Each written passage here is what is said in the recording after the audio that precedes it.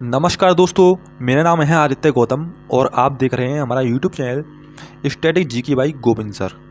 दोस्तों, ये जो सीरीज़ है आपकी इस यूट्यूब चैनल पर काफ़ी इम्पोर्टेंट सीरीज़ है और सबसे पहले मैं आपको इस सीरीज़ के बारे में बताऊंगा और फिर शुरुआत करेंगे हम इस अपने नई सीरीज़ की, जो कि सबसे ज़्यादा इम्पोर्टेंट है और क्यों है वो भी आपको धीमे धीमे पता लग जाएगा।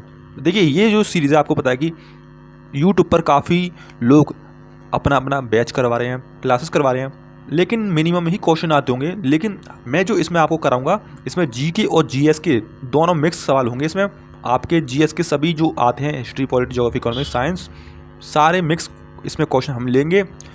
और देखिए, इसमें आपके बिल्कुल 10 सवाल हम लेंगे, ठीक है ना। और हर सीरीज़ में आपके 10 सवाल इसमें आएंगे। ये सेट 1 होगा, आपका क्लास 1 है आपकी ये। और इसमें जो आपके एसएससी सीजीएल हो गया, एसएससी जीडी हो गया, railway, UP police, UPSI, RPF और जितने भी आपके एग्ज़ाम्स हैं, मतलब इनके लिए काफ़ी इंपॉर्टेंट है। और मैंने जो क्वेश्चन लिए हैं, ये विश्वास मानिए कि आपके पीवाईक्यू है, मोस्ट एक्सपेक्टेड क्वेश्चन है इसमें और रिपीटेड क्वेश्चन है। सारे क्वेश्चन इसमें लिए हैं। ऐसे ही नहीं कि हम इसमें आपको सिर्फ क्वेश्चन दिखा देंगे, मैं इसमें आपको क्वेश्चन डिस्कस करूँगा, साथ में उसका बैकग्राउंड समझाऊँगा और साथ में हम इसके एक्स्ट्रा फैक्ट भी जानेंगे, जिससे कि आपकी जो क्वेश्चन की तैयारी है, एग्जाम की तैयारी, वो डीपली हो जाए। तो समझ रहे हो, आपकी इसमें आपके कुछ नहीं छूटेगा, मतलब कि बहुत डीपली में हम पढ़ेंगे। ऐसा ही नहीं कि इसमें खाली क्वेश्चन हो गया। देखिए, काफ़ी इंपॉर्टेंट क्वेश्चन लिए हैं और मैं नहीं चाहता कि आप मोटी मोटी किताबें पढ़ें और मोटी मोटी किताबें पढ़ने के बाद आपका कुछ भी ना फंसे। मैं चाहता हूँ कि आप 10 सवाल पढ़ें तो 10 सवाल में से आपके 5 या 6 सवाल तो सही हो जाएं। तो मैं उस टाइप से चाहता हूँ। तो वही चीज़ मैं इसके लेके आया हूँ आपके लिए, आपके एग्जाम ओरिएंटेड, मतलब कि स्मार्ट स्ट्रेटजी के साथ में। दोस्तों, आपको कहीं भटकने की जरूरत नहीं पड़ेगी। बस यही कर लोगे, आप डेली क्लास करोगे, फॉलो करोगे, डेली आप इसमें आओगे तो आपको फ़ायदा मिलेगा और कम एफर्ट में ज़्यादा आपको मार्क्स मिलेंगे, ठीक है ना। एक ही वीडियो में आपको पूरी तैयारी करा दी जाएगी, तो आपको टॉपिक समझ के आगे होंगे कि इसमें क्या क्या हम कवर करवाएंगे। देखिए, 10 सवाल हैं इसमें, सारे के सारे सवाल हैं। सिर्फ हम पढ़ाएंगे नहीं, डिटेल में आपको एक्सप्लेनेशन दूंगा, आपको एक्स्ट्रा इन्फॉर्मेशन इसमें मिल जाएगी और जो भी चीज़ हैं आपके हम कवर करवाएंगे और धीमे धीमे जो भी इम्प्रूवमेंट हम करते जाएंगे इसमें। तो चलिए दोस्तों, शुरुआत करते हैं। लेकिन इस वीडियो को लाइक करना, दोस्तों में शेयर करना और उस बच्चे तक पहुंचाना जो भी चाहता है कि बहुत कम एफर्ट में ज़्यादा तैयारी हो जाए और सवाल उसके एग्जाम पे आ जाएं सीधे हैं। तो वही सवाल है जो आपके एग्जाम में आएंगे। मोटी मोटी किताबों का जमाना गया दोस्तों, अब स्मार्ट स्टडी की जरूरत है ना। तो चलिए, इतना मैंने आपको बता दिया, तो शुरुआत करते हैं हम पहले क्वेश्चन से। देखिए, पहला क्वेश्चन आपका ये आया है आपके काफ़ी एग्जाम में, एसएससी सीजीएल में, जीडी में, रेलवे, पीवाईक्यू, ठीक है ना। देखिए, नंबर 1 क्वेश्चन। अब जो भी आपसे पूछूंगा कमेंट में बता देना, और जो भी आपको इसका क्वेश्चन पता, आंसर पता हो, आंसर भी आप हमें कमेंट में लिख सकते हैं। तो चलिए शुरुआत करते हैं कि भारतीय संविधान के अनुच्छेद 32 को क्या कहा जाता है। इसका सही आंसर बताइए। इसका सही आंसर देखिए, इसका सही आंसर है हृदय और आत्मा। ऑप्शन बी इसका सही आंसर होगा। देखिए, ये ऐसा, इसका बैकग्राउंड आपको समझाता हूँ कि है क्या चीज़। देखिए दोस्तों, कि अगर मान लो कि संविधान हमारे देश की सबसे बड़ी किताब है ना, तो अनुच्छेद 32, तो ये उसका, ये जो 32 है उसकी सबसे बड़ी ताकतवर व्यवस्था मानी जाती है। मान लीजिए कि सरकार या फिर कोई भी संस्था, आप मान लो कोई भी संस्था होगी, है ना, तो आपके मौलिक अधिकार जो कि संविधान ने दिए हैं, बाबा साहब ने दिए हैं, जो 20 अधिकार, मौलिक अधिकार हैं, जो कि आपके मौलिक अधिकार 12 से 35 तक हैं, है ना। 12 से 35 तक आपके मौलिक अधिकार हैं, फंडामेंटल राइट हैं, जो कि भाग 3 में आते हैं। उनको अगर छीन लेती है तो आप सीधे सुप्रीम कोर्ट का दरवाजा खटखटा सकते हैं और इसके लिए आपको किसी भी, मतलब किसी की अनुमति की जरूरत ही नहीं पड़ेगी। आप जा सकते हैं सीधे, अगर कोई आपके फंडामेंटल राइट को नुकसान पहुंचाता है। और डॉक्टर अम्बेडकर जी ने ये कहा था कि अगर मौलिक अधिकारों की रक्षा अगर हम ये ना कर पाए तो फिर उन अधिकारों का कोई मतलब ही नहीं बनता, है ना। तो इसलिए उन्होंने अनुच्छेद 32 को संविधान का हृदय और आत्मा, मतलब कि हार्ट एंड सोल कहा था। तो यही कारण है कि दोस्तों ये क्वेश्चन आपका बार बार पूछा गया है, हर एग्जाम में आता है और काफ़ी इंपॉर्टेंट है। इसका बैकग्राउंड भी समझ लिया हमने। तो चलिए शुरुआत करते हैं फिर एक्स्ट्रा इन्फॉर्मेशन की, और क्या क्वेश्चन इनसे बन सकते हैं। आपके एक से ही कई क्वेश्चन बन जाएंगे। देखिए, ये डॉक्टर अम्बेडकर ने हृदय और आत्मा कहा था, ठीक है ना, हमने पढ़ लिया। फिर सीधे सुप्रीम कोर्ट जाया जा सकता है, ये आपसे घुमा फिरा क्वेश्चन इसमें से बन जाएंगे, पूछ लेंगे, है ना। तो ये एक मौलिक अधिकार है, वो पूछ लेगा कि ये कानूनी अधिकार है या फिर मौलिक अधिकार है या विधिक अधिकार, क्या मतलब क्या, तो ये मौलिक अधिकार है आपका। 5 प्रकार की रिट जारी की जा सकती है इसके द्वारा, ठीक है ना। 5 प्रकार की रिट इसमें हम जारी कर सकते हैं, ठीक है ना। और भाग 3 में वर्णित है। इतना बता दिया मैंने इसमें। कोई भी डाउट हो कमेंट में पूछ सकते हैं आप। इस सवाल के बारे में पूरा पोस्टमार्टम हो चुका है। तो चलिए शुरुआत करते हैं दोस्तों हम दूसरे सवाल की तरफ। पंचायती राज व्यवस्था किस संविधान संशोधन से लागू हुई थी? क्वेश्चन आंसर है इसका क्या 42वां, 73वां या फिर 44वां या 86वां? तो इसका सही आंसर आपका होगा कौन सा? इसका सही आंसर आपका होगा, बताइए। तो आपको अगर पता हो तो दोस्तों जो भी आपको पता चल जाए तो आप बता दीजिएगा। कमेंट आपके सामने खुला है, आप भी आंसर इसमें दे सकते हैं। देखिए सही आंसर इसका होगा पंचायती राज का कौन सा? ऑप्शन बी, ठीक है ना, 73वां। अब इसके बारे में जानते हैं। 73वां, देखिए भारत की असली ताकत गाँव में बसती है, गांधी जी मानते थे। तो पहले गांव के विकास से जुड़े फैसले ऊपर बैठे अधिकारी लेते थे, है ना। तो लेकिन बाद में क्या हुआ कि ये महसूस होने लगा कि भाई कि गांव के लोगों को भी अपने विकास में थोड़ा भागीदारी मिलनी चाहिए। ऐसा लगा कि इनको थोड़ा अछूता छोड़ दिया जाए, है ना। तो ये भी थोड़ा मतलब इसमें आए कि इनको भी लगे कि हम भी थोड़ा विकास की धारा में हम शामिल हैं, थोड़ा हमारा भी विकास हो रहा है, गाँव का विकास हो रहा है ना। तो इसलिए इनको भी क्या है कि गांव के लोगों को भी अपने विकास की धारी में हमें इसमें शामिल किया जाता। तो इसी सोच के साथ में 73वां संविधान संशोधन जो आपका लाया गया था। तो इसके बाद पंचायतों को संवैधानिक दर्जा मिला था। इसके बाद क्या पंचायतें आप जो है संवैधानिक दर्जा मिला था, है ना। अब ग्राम पंचायत हो गया, पंचायत समिति और फिर जिला परिषद आपकी होती हैं। तो इनको मिलाकर के स्थानीय विकास के कार्य करती हैं। और जो आपकी महिलाएं, SC ST वर्ग के लोगों को भी प्रतिनिधित्व इसमें दिया जाता है, और ताकि लोकतंत्र आपको जो है नीचे तक मजबूत हो सके। ऊपर से केंद्र सरकार, फिर राज्य सरकार, फिर नीचे आपका आता है पूरा पंचायत सिस्टम। इस तरीके से नगर पालिका, ये सब चीज़ें आती हैं, है ना। तो ये काफ़ी इंपॉर्टेंट है कि अगर आपको बताऊं तो मैं रियलिटी में इसमें आपको बताऊं, सिंपल चीज़ बताऊं तो 73वां संविधान संशोधन मतलब कि पंचायत, और 74वां वाला आपका कौन सा है? 74वां है नगर पालिका के लिए, ठीक है ना। तो 74वां नगर पालिका के लिए आपका आता है। क्लियर हुआ? तो थोड़ा बस इसके बारे में जानते हैं। देखिए 24 अप्रैल को हम राष्ट्रीय पंचायती राज दिवस मनाते हैं। क्वेश्चन पूछा जा चुका है, ये भी क्वेश्चन इंपॉर्टेंट है कि 24 अप्रैल को राष्ट्रीय पंचायती राज दिवस मनाते हैं, ठीक है ना। तो दोस्तों 24 अप्रैल को हम राष्ट्रीय पंचायत दिवस मनाते हैं। फिर 11वीं अनुसूची में कितने विषय शामिल हैं? 11वीं अनुसूची में 29 विषय शामिल हैं। और ग्राम पंचायत सबसे निचली इकाई है इसकी। ग्राम पंचायत की क्या है? सबसे निचली इकाई है। और महिलाओं को आरक्षण इसमें मिला है। और कार्यकाल इसका कितना होता है? 5 साल। 5 साल के लिए इसमें लोग आते हैं और चले जाते हैं ना। 5 साल मतलब आपने देखोगे गांव में अपने में। अब तीसरा है कि RBI की स्थापना कब हुई थी? इसका सही आंसर बताइए। इसका सही आंसर है आपका ऑप्शन ए, 1 अप्रैल 1935। देखिए जब भी देश की अर्थव्यवस्था की बात होती है हमारे देश में तो RBI का नाम सबसे पहले आता है। RBI मतलब कि reserve bank of India, simple ही है। ये एक आपका केंद्रीय बैंक है, एक केंद्रीय बैंक है, सबसे बैंकों का बैंक है, मतलब बैंकों का बाप है ना। तो वो तय करता है कि हमारे देश में जो बैंक है उसका क्या करना है क्या नहीं करना। तो इसकी स्थापना 1 अप्रैल 1935 को हुई थी। अब RBI का काम जो है सिर्फ नोट छापना नहीं होता। बहुत से लोग बोलते हैं कि भाई नोट ही छापती है RBI तो, है ना। लेकिन नोट नहीं छापती है। ये देश में दोस्तों, देश में ये हमारे देश में पैसों के प्रभाव को, मतलब कि फ्लो, पैसों का फ्लो, मनी फ्लो को नियंत्रित कंट्रोल करके रखता है और महंगाई पर नजर रखता है। अलग अलग टूल होते हैं इसके, और बैंकों को दिशा निर्देश भी देता है कि ऐसे काम करो, ऐसे काम करो।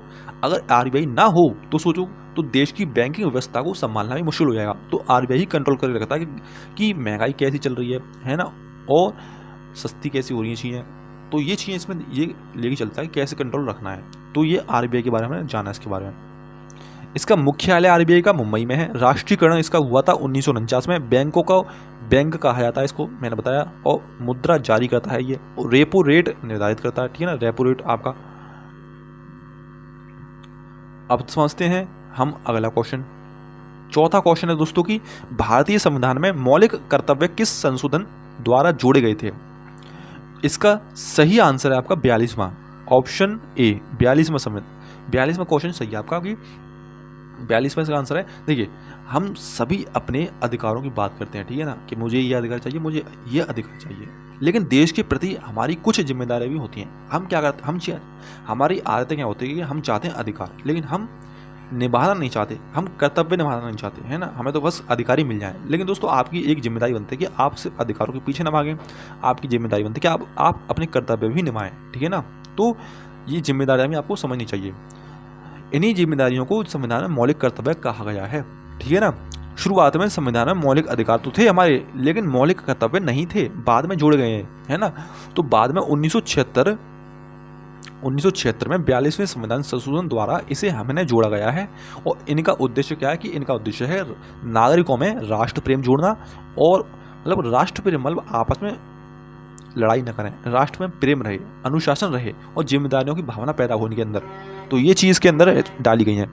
अब मतलब कि आपका अधिकार हमें संविधान देता है, और कर्तव्य हमें क्या करते हैं कि हमें देश के प्रति निभाने होते हैं, है ना। तो हमें देश के लिए ये निभाने हैं। इनको समझिए कि कर्तव्य आपको निभाने हैं, अपने कर्तव्य आप, हर इंसान अगर अपना कर्तव्य निभाएगा तो सोसाइटी हमारी अच्छी बनेगी। देखिए एक्स्ट्रा इन्फॉर्मेशन कि ये 1976 में जुड़े गए थे दोस्तों, और स्वर्ण सिंह समिति की सिफारिश पर जोड़े गए थे, काफ़ी इंपॉर्टेंट है।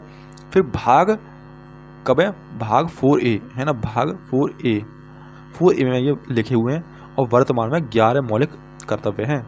संविधान का भाग ये है, संविधान का बहुत इंपॉर्टेंट पार्ट है ये हमारा।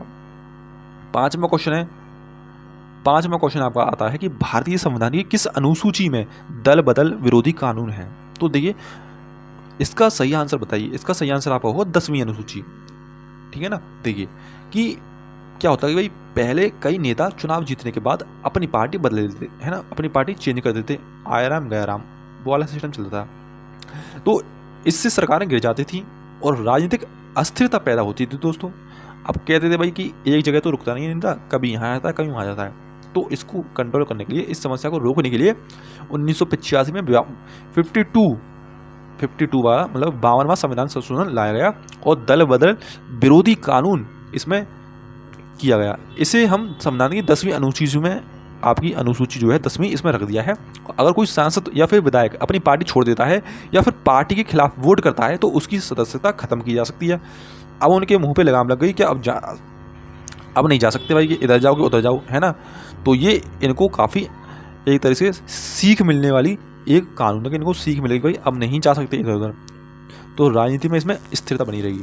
देखिए इसमें एंटी डिफेक्शन लॉ कहलाता है, इसको हम कहते हैं 52वां संविधान संशोधन 1985 है। राजनीतिक स्थिरता के लिए हमने लाया था, और अध्यक्ष निर्णय लेते हैं इसमें, और एसएससी में आपका क्वेश्चन ये पूछा ही जाता है बार बार। ये सारे क्वेश्चन आपके इंपॉर्टेंट है दोस्तों, बस एक बार इनको पढ़ लोगे, दिमाग में उतार लोगे, यही क्वेश्चन आपके बार बार आएंगे। और आपको दिखाऊंगा जब और भी एग्जाम होंगे, आपको मैच कराऊंगा कौन से क्वेश्चन यहाँ से पूछे गए हैं, कौन से नहीं पूछे गए हैं। ऐसे नहीं बताऊंगा मैं, है ना, सब बताऊंगा डिटेल में।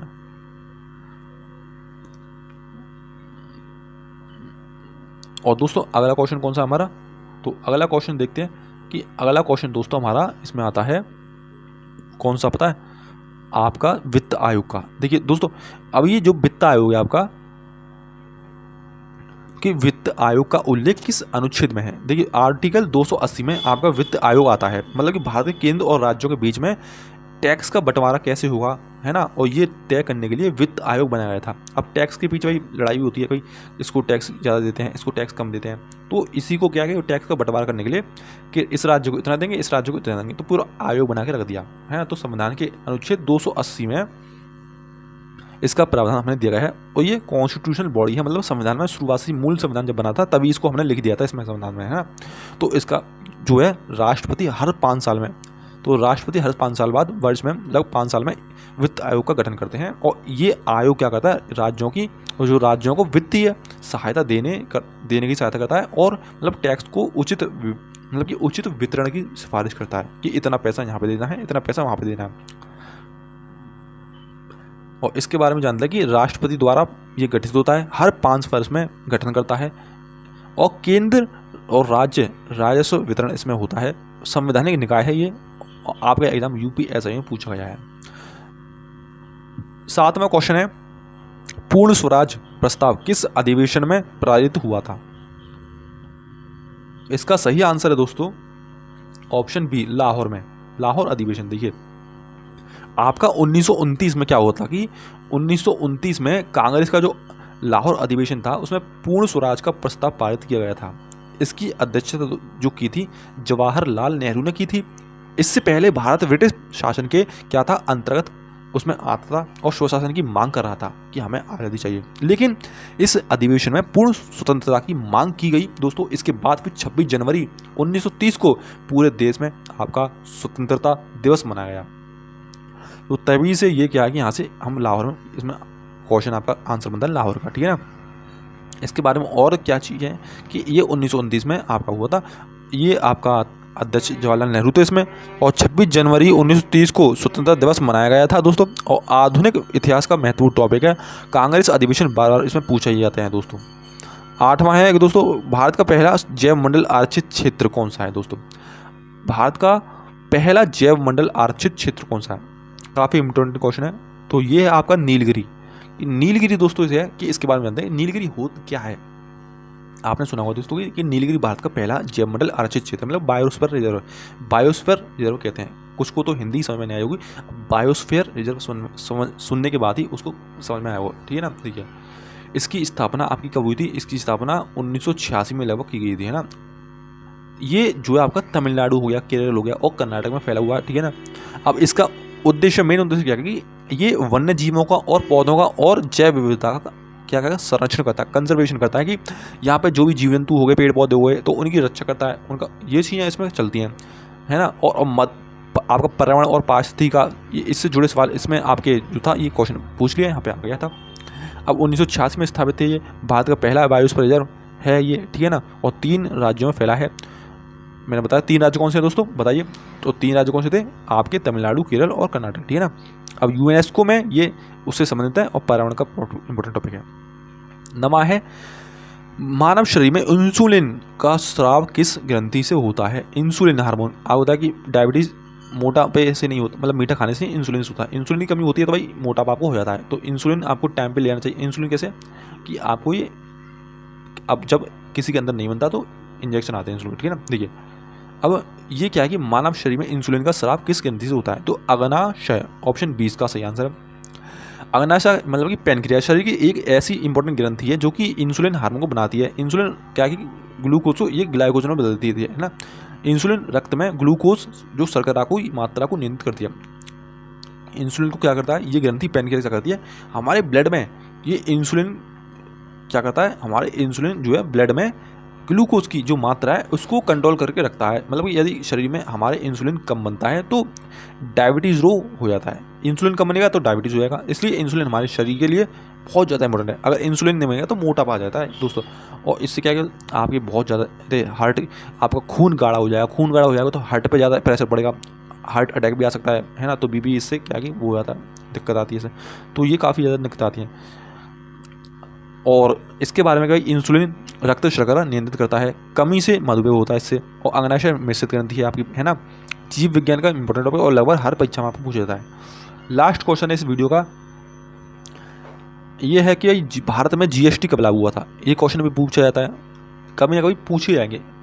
देखिए ये भारत में आपका जीएसटी कब लागू हुआ था, आपका बी ऑप्शन 1 जुलाई 2017। देखिए इसकी फुल फॉर्म होती है goods and service tax. Bharat में 1 जुलाई 2017 को ये लागू किया गया था। इसका उद्देश्य पूरे देश में दोस्तों देखिए एक समान प्रत्यक्ष, मतलब कि एक समान आपका इनडायरेक्ट टैक्स कर व्यवस्था को लागू करना था, कि पूरे भारत में इनडायरेक्ट टैक्स एक जैसा हो जाए। मतलब इस इधर उधर के फालतू जो टैक्स थे उनको कि उसके लिए वो टैक्स दो, उसके लिए वो टैक्स दो, मतलब ये फालतू की झंझट हटा के एक ही जगह ऑल इन वन कर दिया। मतलब ऑल इन वन टैक्स इसको मान लो कि सब कुछ एक छतरी के नीचे आ गई, है ना।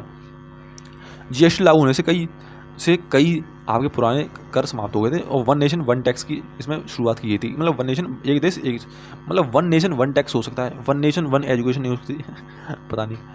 अब तो हमारे नेता ही कुछ ऐसे हैं अलग से। इससे कर प्रणाली आपकी सरल हुई थी और आपका जो है व्यापार करना बहुत आसान हुआ था। तो दोस्तों इसकी आंसर की ये रही। और वीडियो दोस्तों कैसी लगी मुझे बताइएगा, और कुछ इंप्रूवमेंट इसमें किए जा सकते हैं तो आप बता सकते हैं, सजेशन दे सकते हैं कमेंट बॉक्स में, आप बता सकते हैं। इसकी पीडीएफ जो आपको मिल जाएगी आपको टेलीग्राम पे। ये क्वेश्चन थे आज के इंपॉर्टेंट। हम सेट 2 लाएंगे कल को, और तब तक हमारे चैनल को सब्सक्राइब करना, दोस्तों में शेयर करना। तब तक के लिए मिलते हैं, और इसको पढ़िए, बार बार सुनिए, आपकी तैयारी बहुत अच्छी हो जाएगी और कम एफर्ट में आपके क्वेश्चन आपके लग जाएंगे। तो चलिए दोस्तों मिलते हैं नेक्स्ट वीडियो में, तब तक के लिए गुड बाय, जय हिंद और वंदे मातरम। हंसते रहिए, मुस्कुराते रहिए।